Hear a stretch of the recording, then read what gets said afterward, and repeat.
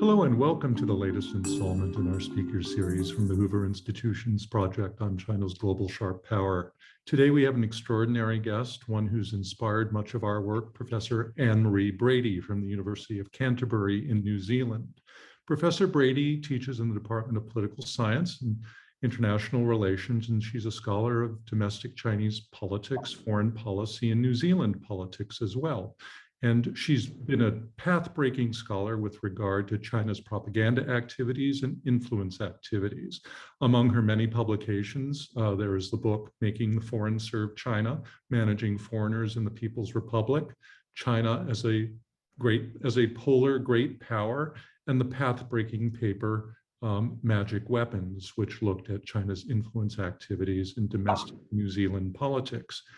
Her most recent research interests focus on the South Pacific and China's engagements in that region of the world.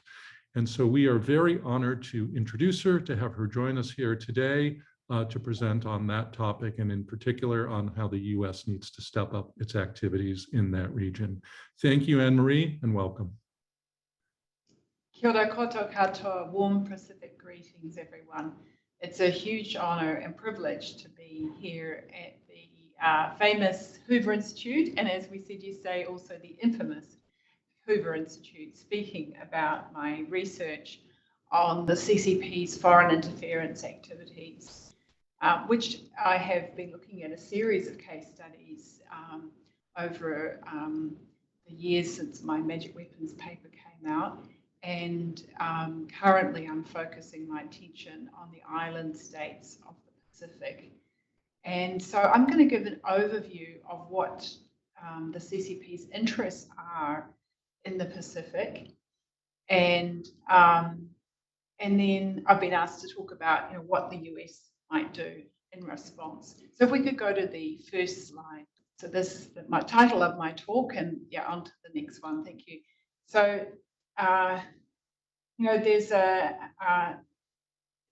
there's a crisis that has come into had a lot of media attention in the last 6 weeks or so around China's security agreement that has been signed with the Solomon Islands government. And I'm sure that many have not thought about the Solomon Islands or the Pacific very much before, but you should in the US, especially people who are interested in national security, because defending the United States starts with Guadalcanal. It's the main island of the Solomons. Governments may change, but the geography does not. And as was identified early on in US strategic thinking, particularly after World War II, the US defense line goes from the North Pole to the Hawaiian Islands, through Micronesia, all through the island states of the Pacific and on down to Antarctica. And that's what you call the Indo-Pacific in the present day. And that kind of awareness of the strategic geography has flipped out of our popular consciousness. But China hasn't forgotten, and nor before them did the Soviet Union or Japan.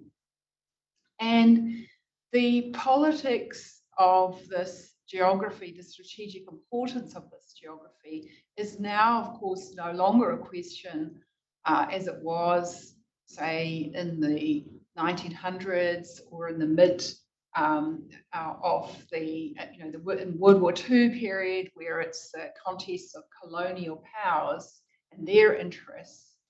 The politics of the geography in the South Pacific is also about the security of the island nations of the Pacific and their sovereign territory and their sea lanes of communication and their integrity and able to protect themselves against foreign interference too. So it's not just simply a matter about two great powers contesting for influence in one of many regions of the world. It's about the status quo, whereby we do have a peaceful and secure Southwest Pacific, and the activities of China are really changing the situation. So I want to talk a little bit about the politics of maps to try and draw you into understanding why China has an agenda in the South Pacific. So first of all, you're used to, in North America and Europe, to an Atlantic-centered world. And in New Zealand, where I'm from, and Australia and the Pacific and China and much of Asia, we're used to seeing maps that show a Pacific-centered world.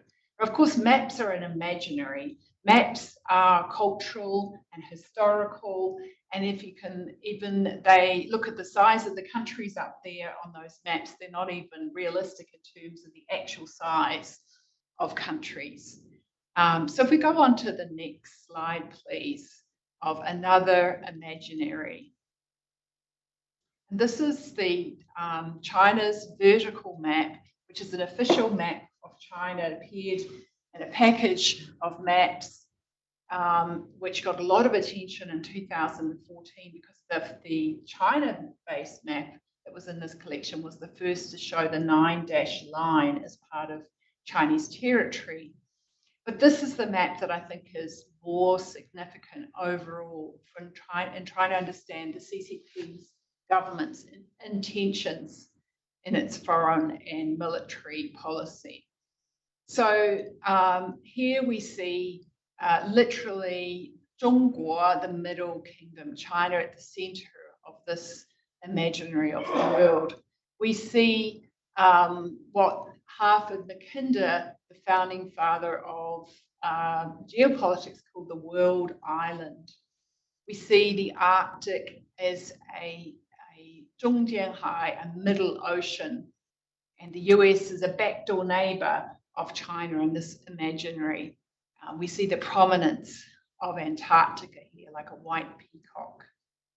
So this is a very different global vision, and it's a literal reorienting of the globe. And this map was done by a Chinese geographer called Hao Xiaoguang, and it is very decidedly political and connected to China's strategic thinking. I have interviewed him and had his permission to use this image as the cover of my book, China as a Polar Great Power. So on to the next slide, please. Some other maps I want to draw your attention to. So people have been saying for a little while now that China is following Japan's approach and strategy in the Pacific, and that is Japan in the time of the lead up to and into World War II. And this map shows you the extent of Japan's territory during those times. But it's really not the full story. Actually, if we go on to the next slide, shows you some images of Japanese attacks in the Pacific.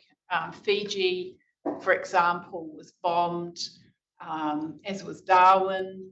And then there was German Navy vessels operating in the Indo-Pacific and in the Tasman Sea, mining New Zealand's waters. We had 3 vessels that were mined and capsized. There were battles between German, they're called raiders, and the Royal New Zealand Navy.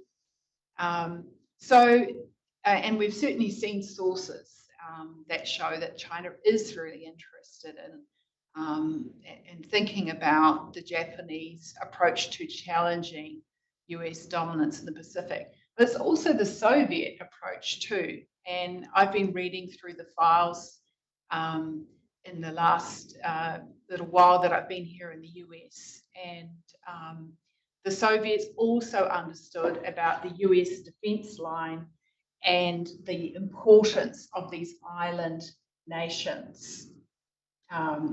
So on to the next slide, please. So China's foreign policy thinking, as was Imperial Japan's foreign policy thinking, is very influenced by a US naval strategist called Alfred Mahn. And Alfred Mann was interested in how does a rising power, how did they become prominent? What do you do to become a great power? And here's his list, to-do list, 4 points there.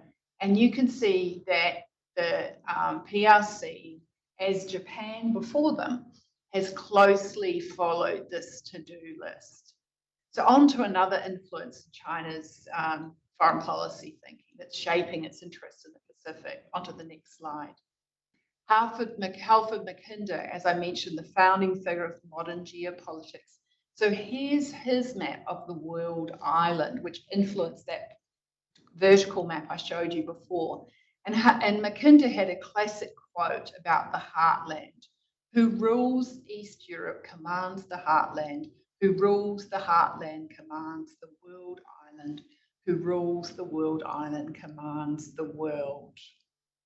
So Mackinder has had a huge impact on the thinking of not only the designer of that vertical map that I showed you, but as one of the influences in China's contemporary geostrategic thinking. So on to the next slide. And more foreigners influencing the thinking. When I did my research on China's polar strategy, which is part of all of this, I talked to Chinese interlocutors saying, how come you can't come up with your own theory? So surely there's going to be a Chinese theorist. And they told me, 只有马汉, there's only Man, is just like 只有马克思, there's only Marx. And I guess, and particularly also the thinking of Atchison and Dulles, because that set out that, the island chains strategy in the hub and spokes defence pact is what the CCP government is reacting against. So when people talk about the Cold War being over, the CCP, from their point of view, it was never over because the architecture remained, which was set up to contain the communism from spilling over into the Indo-Pacific. And it was, anyone with a bit of history will remember in the 80s or before about the efforts to keep the Soviet Union out of the Pacific. And this was a big, big issue. And, China was in the 50s an ally of the Soviet Union. And so it is still experiencing the architecture that was designed to contain communism per se in the region, not just Soviet communism, but Chinese communism. Of course, this Chinese Communist Party was helping to fund the Viet Cong, for example, and was sending personnel in the Viet Cong. They were very involved in the very activities the US was concerned about of this domino effect. So Dean Atchison, he set up the idea of the island chains. And people seem to forget this history and associate the idea of the island chains with China. And you don't often see the third island chain on a map. So this one is a Chinese map that I discovered that shows the first island chain, which is the literal island chain, the Japanese archipelago. And then the second island chain is some lesser islands, smaller islands, as part of the Japanese archipelago going down into the Pacific. And then the third island chain is more metaphysical, metaphorical, begins at the Aleutians, which is the beginning of the Indo-Pacific and the present day of that section of the US Strategic Command, goes down to Hawaii, Guam, all the way down to New Zealand and Antarctica. So from the US, from the CCP's point of view, this containment strategy has been something that China has been wanting to deal with for a very long time. They didn't have the capacity to do so until recent years. And also they were really constrained. After 1949, the Soviet Union set a maritime doctrine for the PLA Navy, which they helped to, essentially, which they created because the PLA was a land-based army. And the Soviets were very scathing of Alfred Mann. They said he was an imperialist. And so the Soviet maritime doctrine encouraged the PLA Navy to focus on China's near waters. In the early 1980s, the then Minister of Defense, so he writes in his memoirs that were published in 1983, threw out the Soviet maritime doctrine, and they embraced Mahanism as their guiding thinking.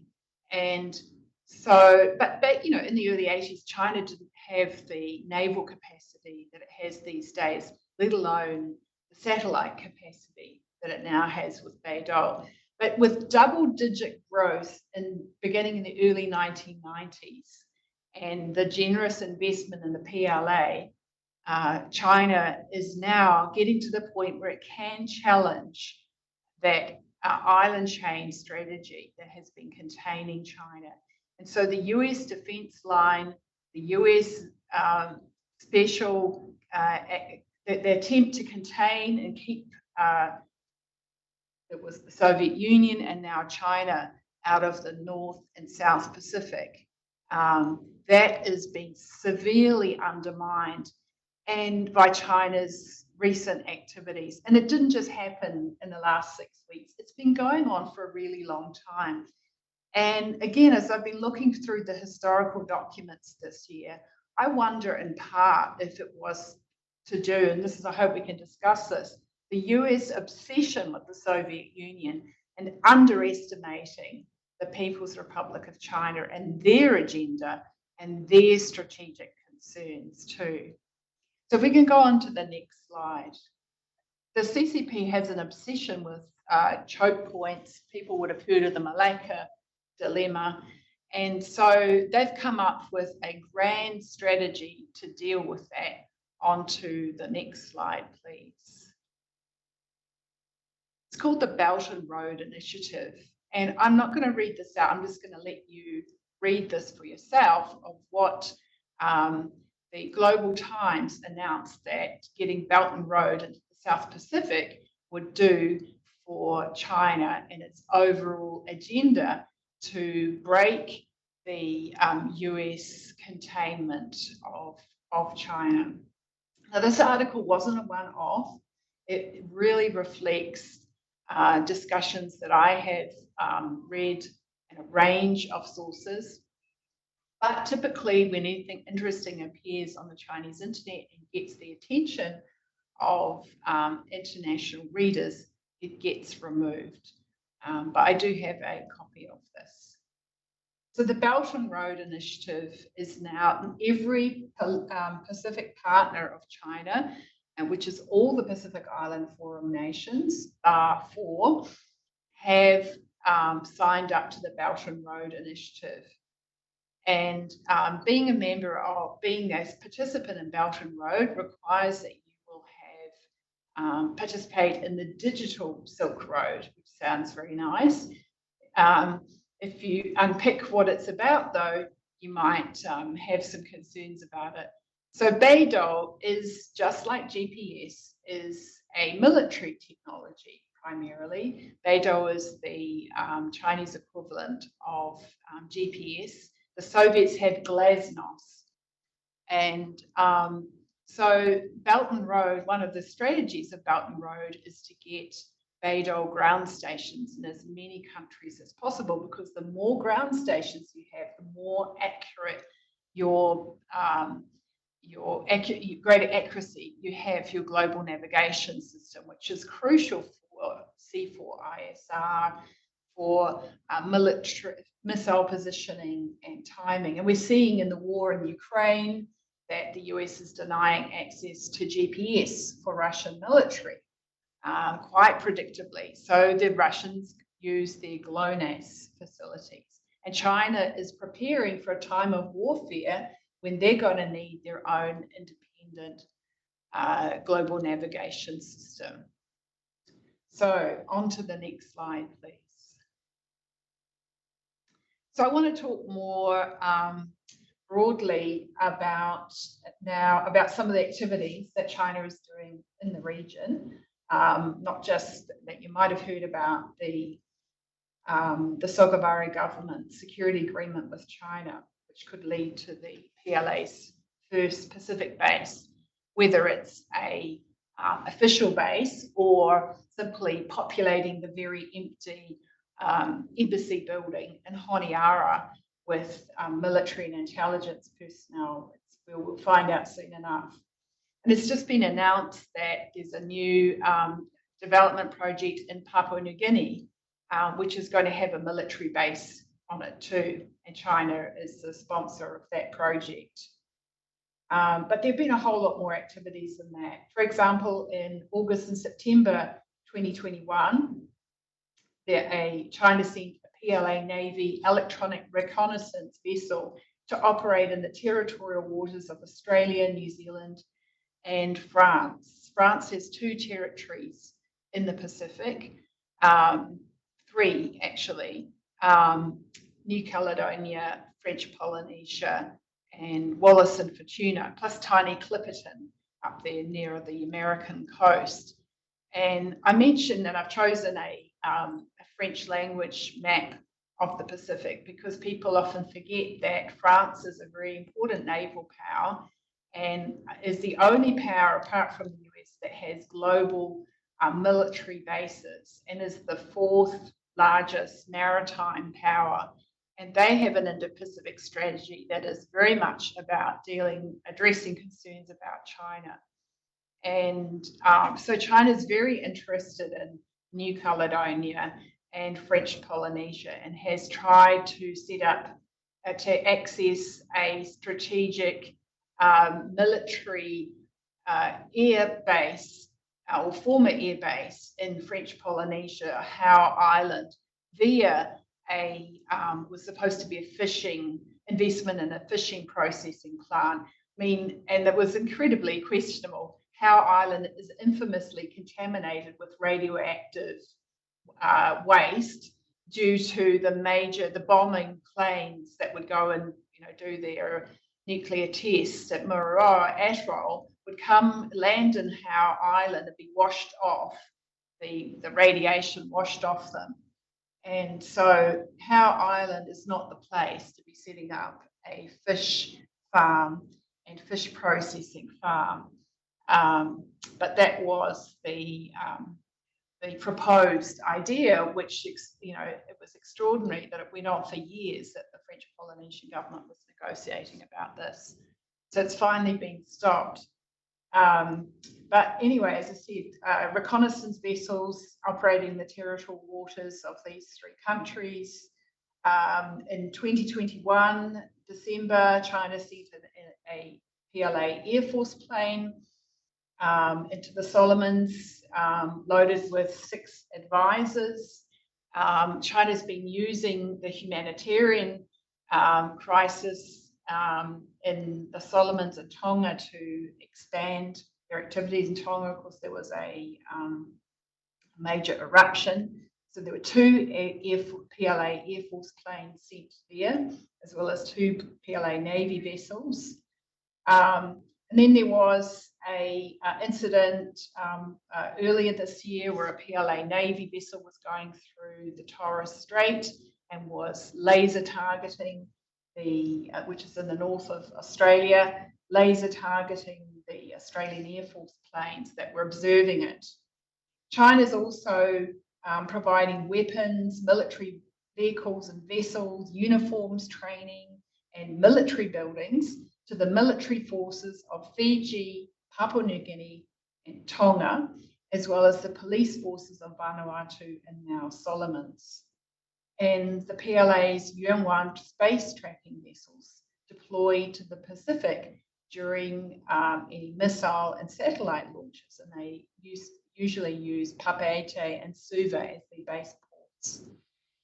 So I want to go and start talking now about what the US can do about this, because as I said, what I said right at the beginning, US security depends and starts with Guadalcanal, and the US defense line is very much affected by if a hostile power is controlling any of these island nations. And New Zealand and Australia said it out loud before the US said anything in their defence assessments in 2020 and 2021 that having such a base in the Pacific would fundamentally alter the strategic balance of the region, said the New Zealand Defence Force in 2021. So what's the US going to do if this is going to fundamentally alter the strategic balance in the region? So, the US policy on the Pacific has had a major flaw for a number of years, particularly in the South Pacific.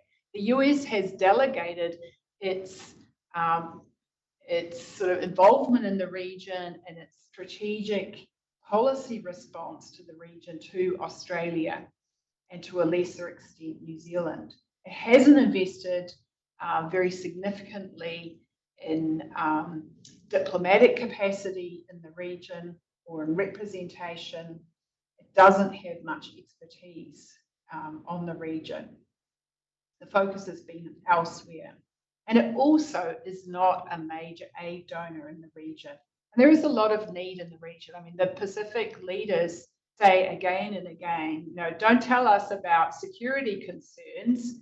Our biggest security concern is sea rise and climate change. And we want help on that now. They have many needs. And, China is commonly promoted as a country that offers assistance which other countries won't give, particularly on infrastructure. So the US needs to step up and be present in the region, but that's going to take a while.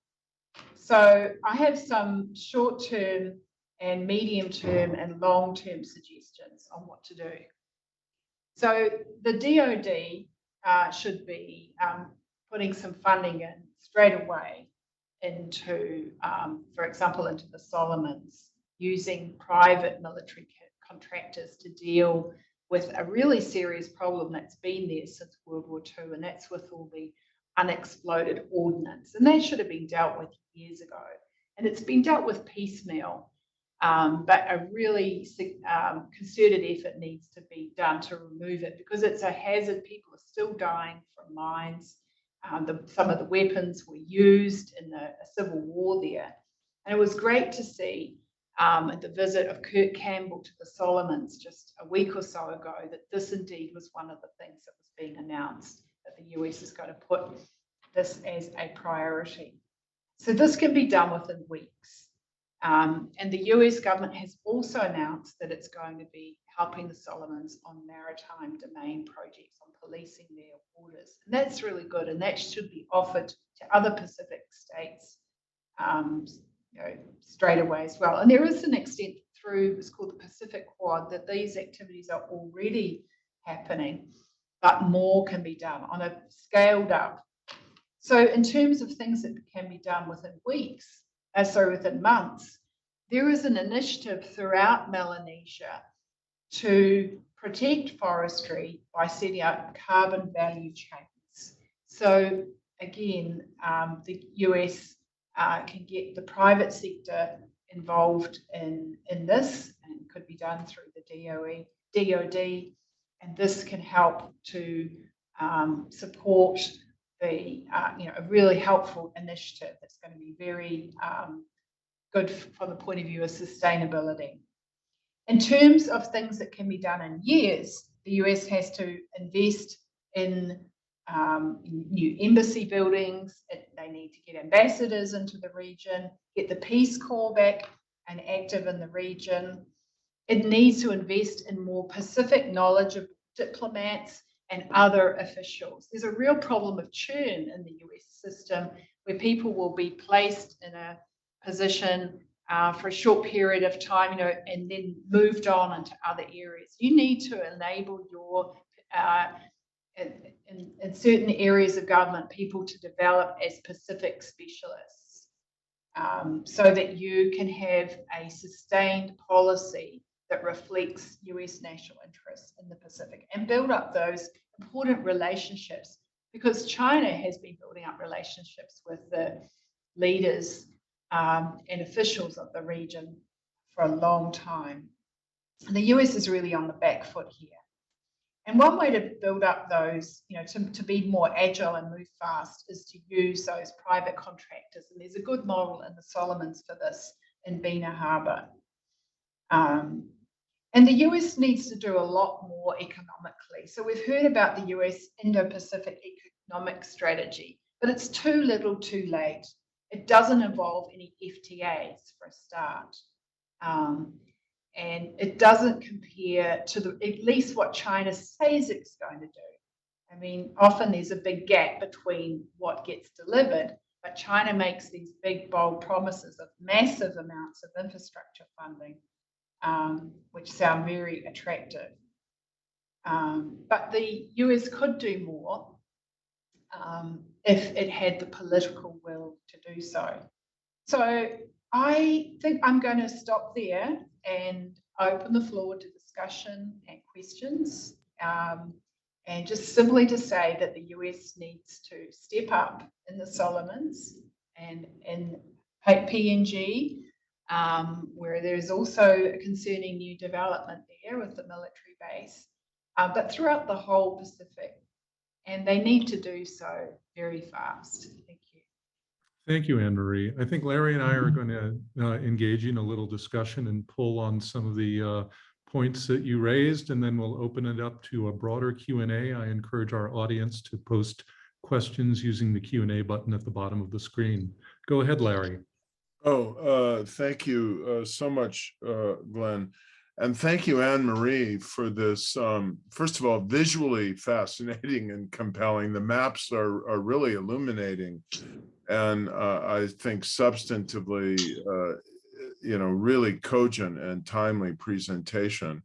So I wanted to ask you about the governance dimension. There's been a lot of political instability in the Solomon Islands. These islands, nations are hard to understand. Their politics are not closely followed, and in the spirit of our program on sharp power, they're easily penetrated and compromised. There's only a few people. A little money can go a long way in compromising people.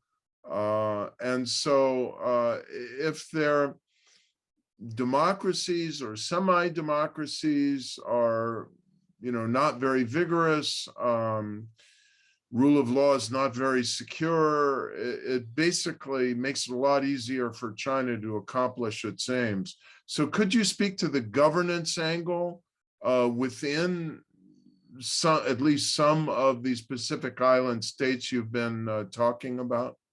Thanks, Larry. Can we have those the slides back up on at least on the last one? We can look at the map of the Pacific, because I think I'm guessing a lot of people, you may have flown over the Pacific, but you haven't thought about the sovereign territories of there. And this is a good time to start familiarizing with that.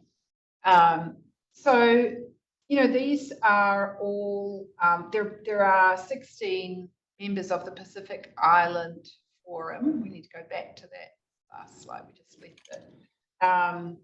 And they are, they've all got slightly different government setups. Most of them are former British, or some were former New Zealand. There was a couple were former New Zealand territories, colonies, and Australian colony. And before that, the Germans and the Japanese had also colonized them. And some of them have special protectorate relationships with, for example, New Zealand is responsible for the foreign policy and defense of the Cook Islands, and Niue and Tokelau remains voluntarily in association with New Zealand. And Australia is responsible for the foreign policy and defense of Tuvalu and Nauru.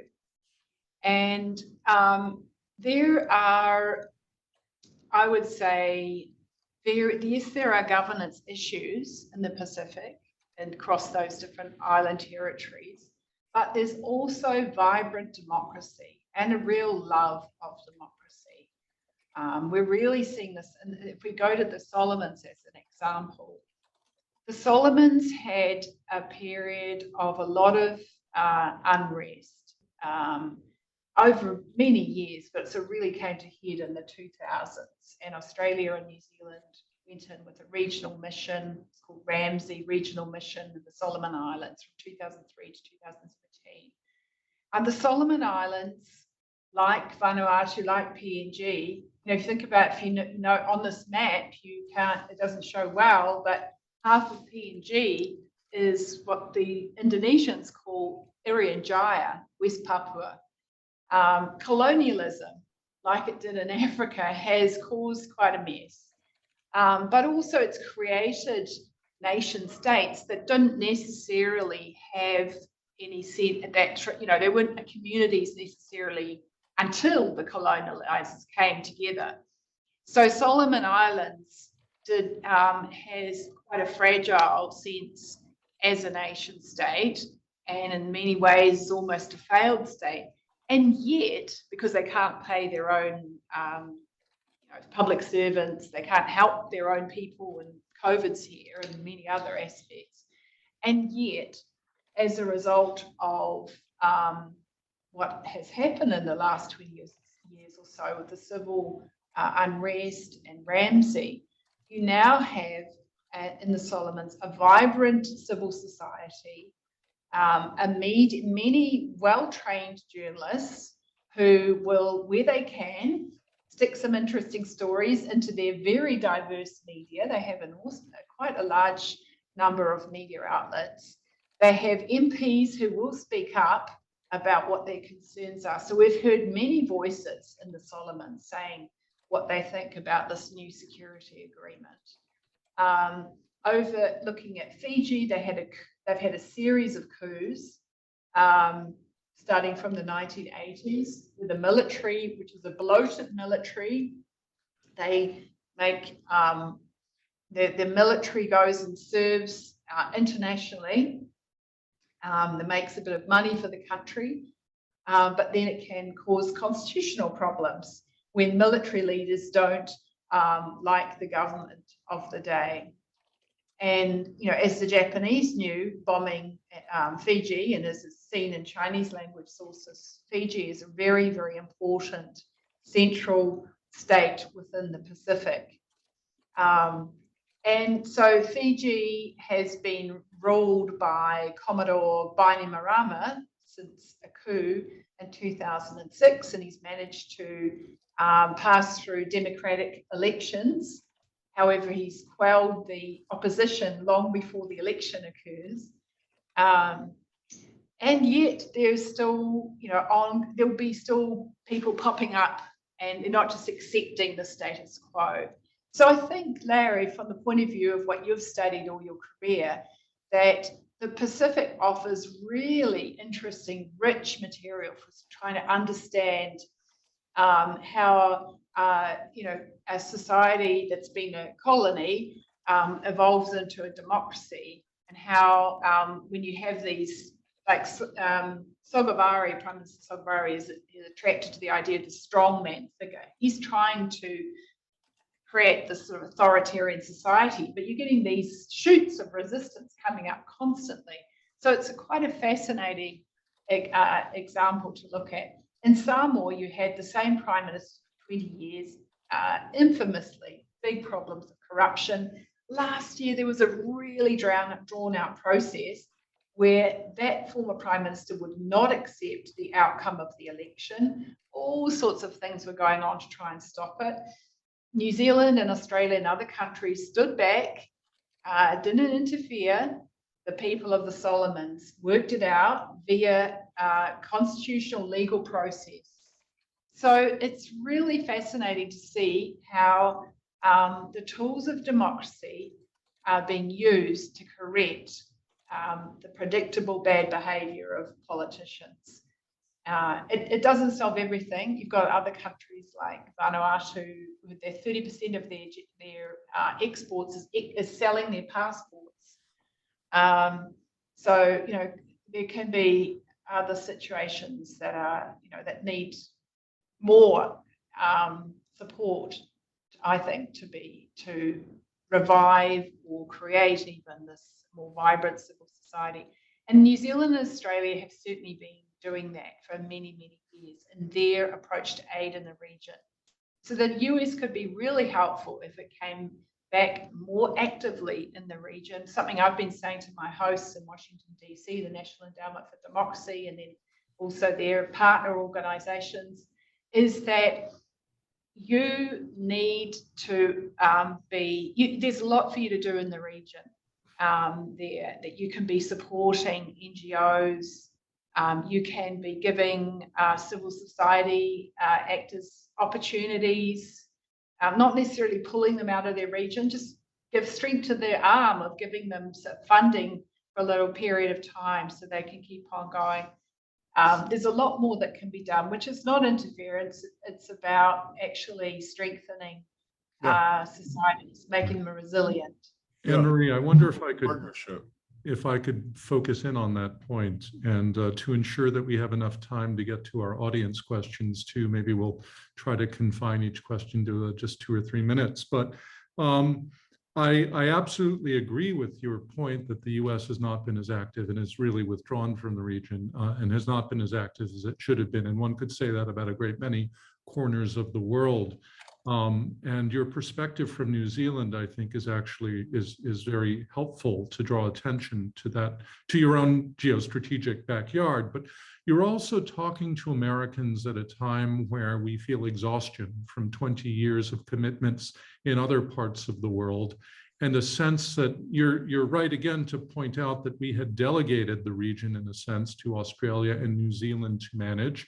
And now with the war in Ukraine, there's a sort of sense of exasperation at how Western Europe, the EU have managed matters in that part of the world. And there is the sense again that, well, yes, the US is the indispensable nation, but it's being pulled into so many regions of the world where it thought it had partners who could do much of the day-to-day maintenance of stability and democracy. Eastern Europe being one of those, Africa and the AU. We worry about the Middle East daily, South Asia, Latin America. Was it a mistake to outsource to Australia and New Zealand?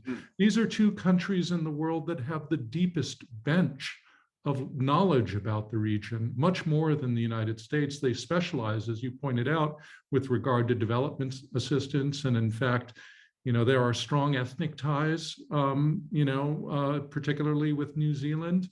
The Biden administration talks about, summoning alliances and coalitions of partners, particularly democratic partners, to supplement what it cannot be everywhere all the time. So I wonder if you could reflect on what went wrong with the strategy of relying on Australia and New Zealand in the region, particularly because they seem to have been caught by surprise as well with regard to the Solomon Islands and China's recent activity there. Well, you've asked me to be concise, but you've asked me a very complex question. So I'm going to do my best. First of all, the US is a Pacific country, Hawaii, Guam, Palau, and the compact nations. And the US has a big Pacifica population as well. So the US has direct stakes in this. This is not some far off part of the world. This is the US defense line. And so I think the reason it was delegated was the assumption was everything was fine and they didn't really need to prioritize on it.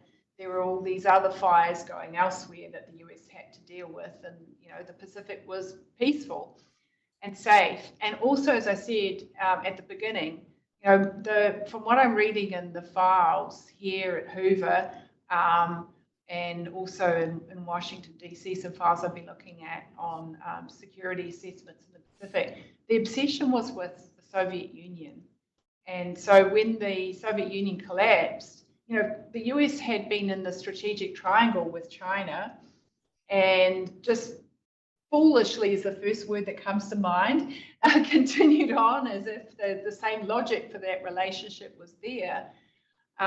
Whereas now the US is at the pointy end of the strategic triangle. China and Russia are partnered up against the US. And so, your sort of second point was about, where did New Zealand and Australia stuff up, basically? Well, as I said, in their strategic assessments of 2 years ago, they made it clear what the concerns were. They understood what the concerns were.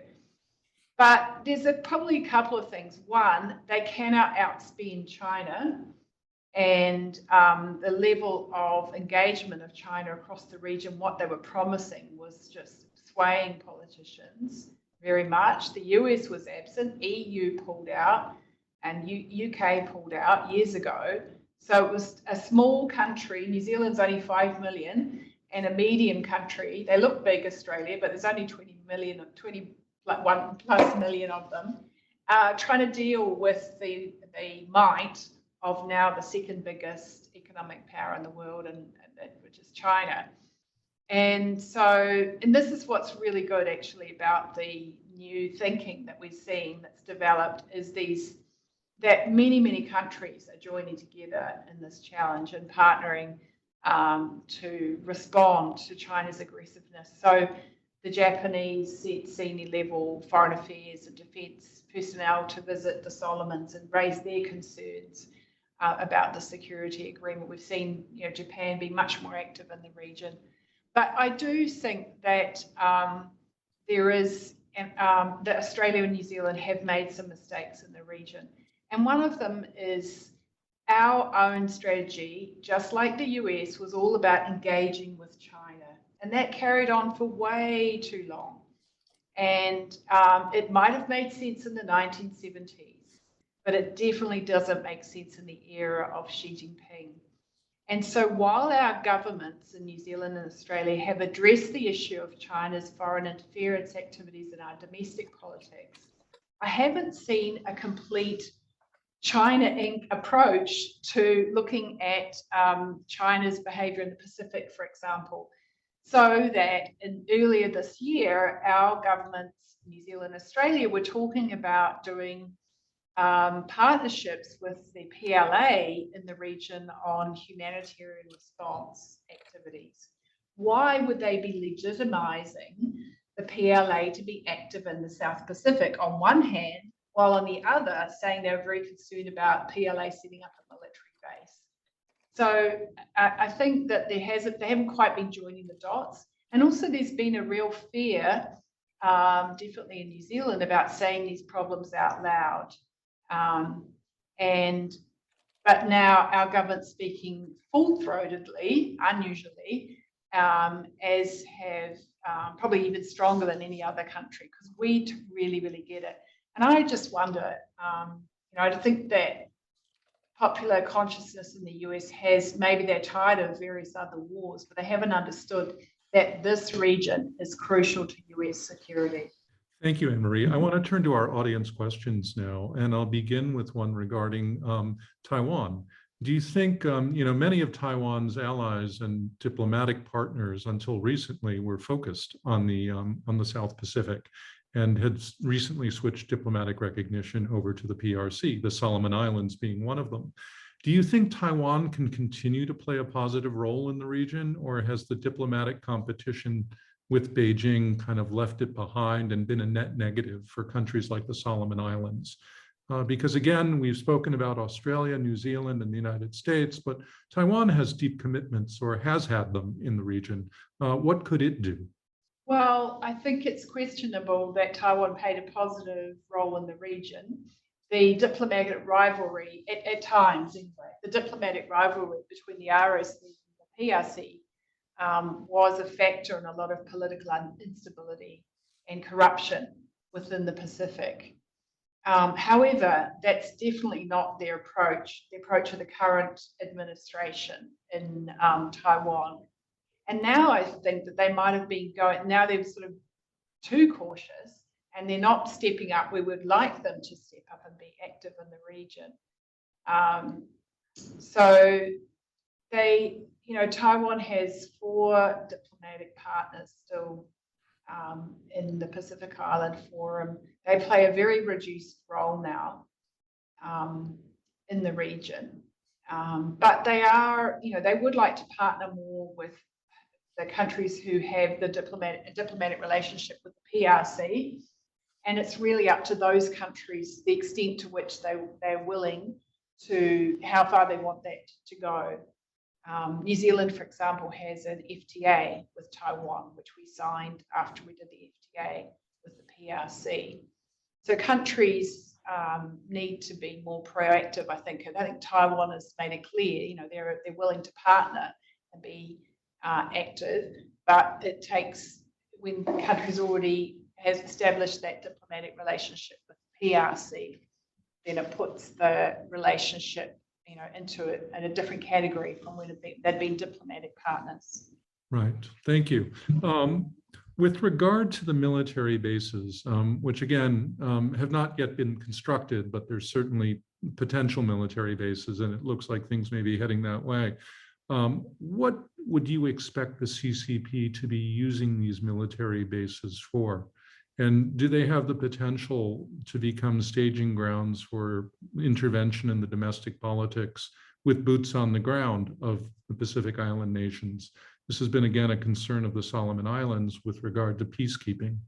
Yes, well, Prime Minister Salvabari has said that he wanted to sign this security agreement with PRC to have more diversity in his security arrangements, as there is no external threat to the Solomon Islands that warrants bringing in the PLA. People were saying, you know, what is the purpose of this both military and intelligence and police support? And he says that it's mostly going to be for internal domestic purposes, and which is why his opposition MPs say that he's going to be using it against them and anyone who disagrees with him, and they're really worried about the impact it's going to have on their democracy.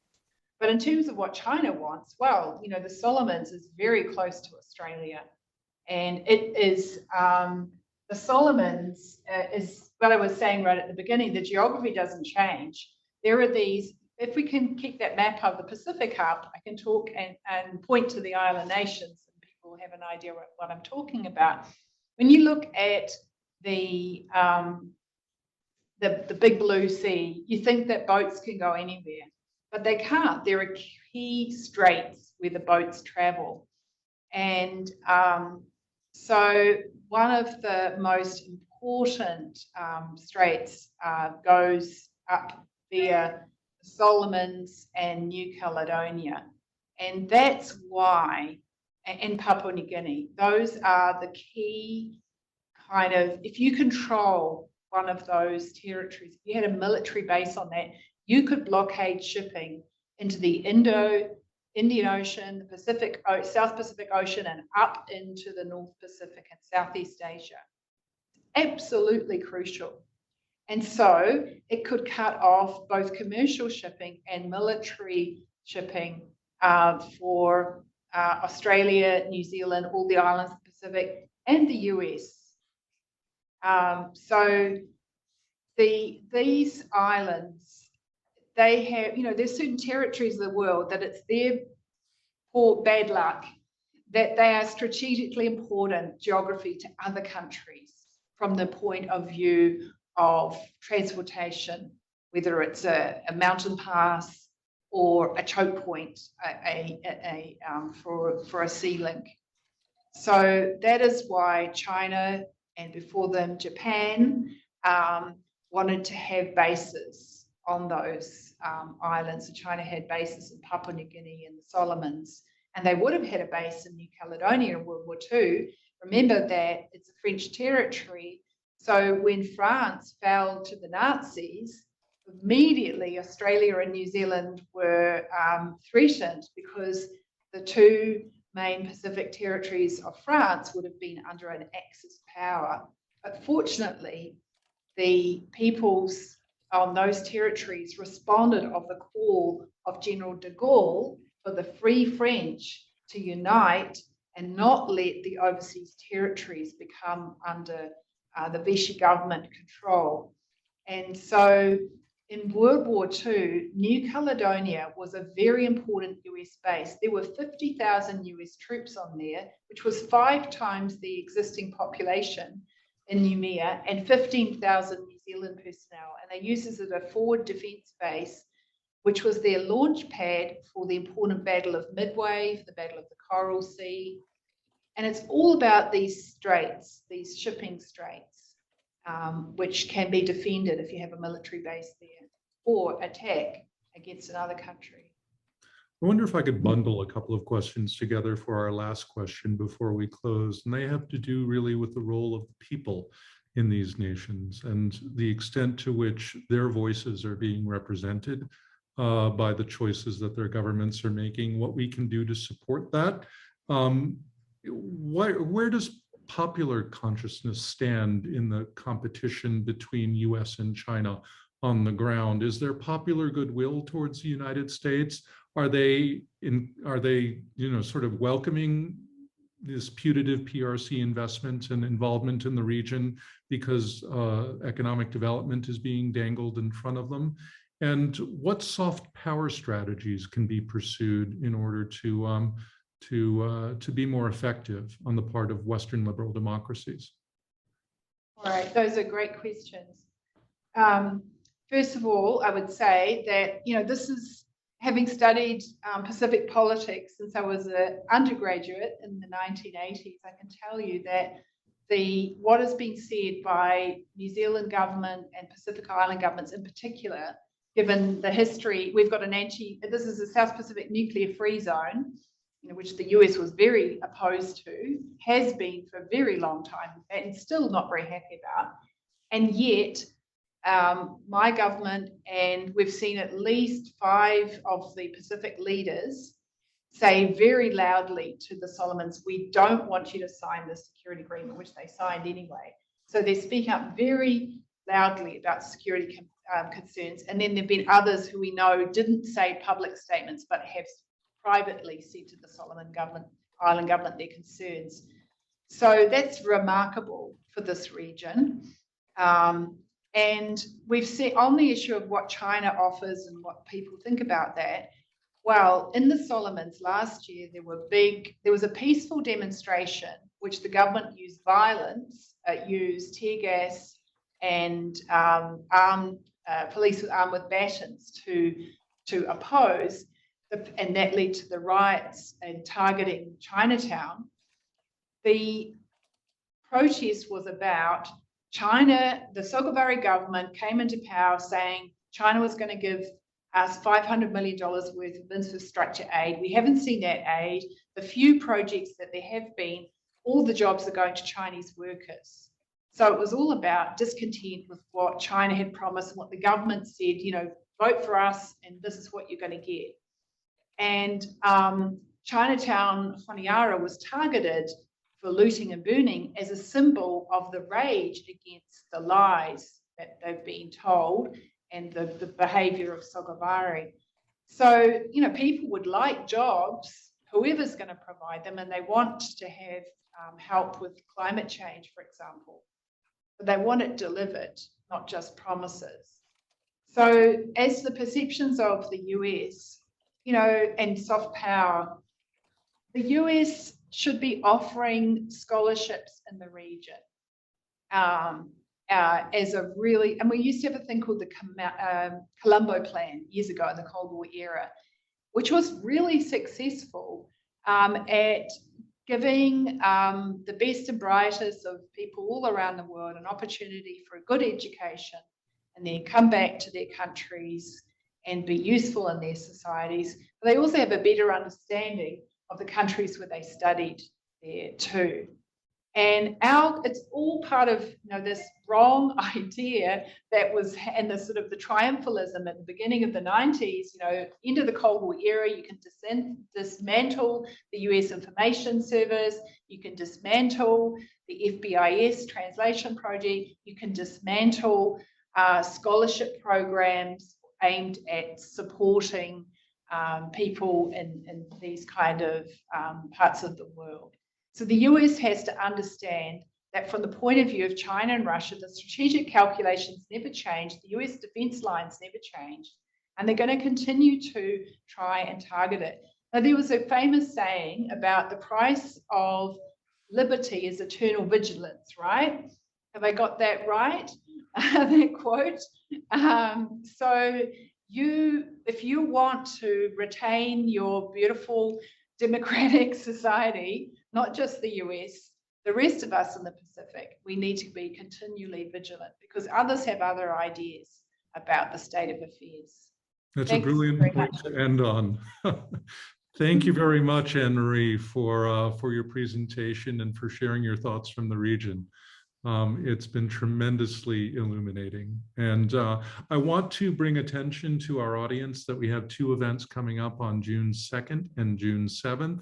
June 2nd is going to be Professor Ying Zhu from Hong Kong Baptist University, who will be talking about Hollywood in China.